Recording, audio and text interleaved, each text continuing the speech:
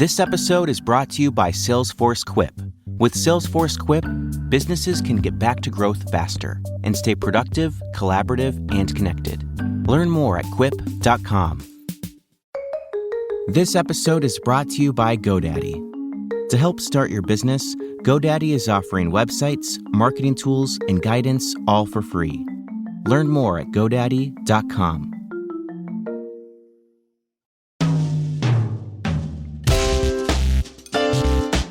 From Gimlet, this is Reply All. I'm PJ Vogt.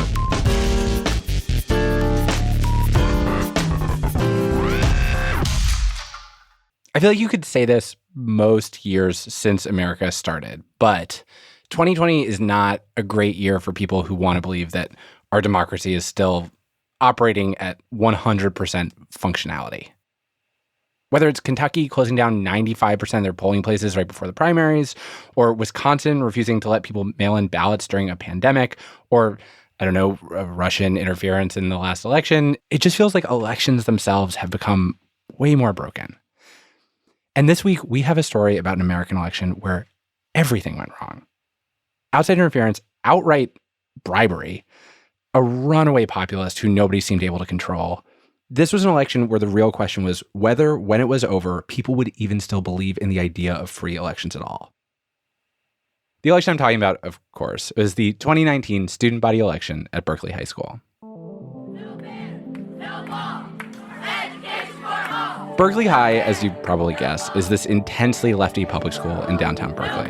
They have more walkouts than my high school had snow days. Hundreds of students walked out of class at Berkeley High School today. These kids are super charged up. They're ready to change the world. They think we're worrying about Twitter and Instagram, but right now we're doing what they don't have the balls to do. Let us march on the Capitol and demand action here in California now. Most of all, though, register to vote. And while most of them are not actually old enough to vote, they take all that political fervor and they apply it to their own democratic system, their election for student body president. And while the 2019 election was very undercovered by the National Press Corps, it actually does. Seriously, it feels like if you look at it, you can see all the bugs and all the features of American democracy. Our political reporter, Damiano Marchetti, has the story. The Berkeley High School election starts with an event that, if you've ever seen a movie about high school elections, will be completely familiar to you. The election convention.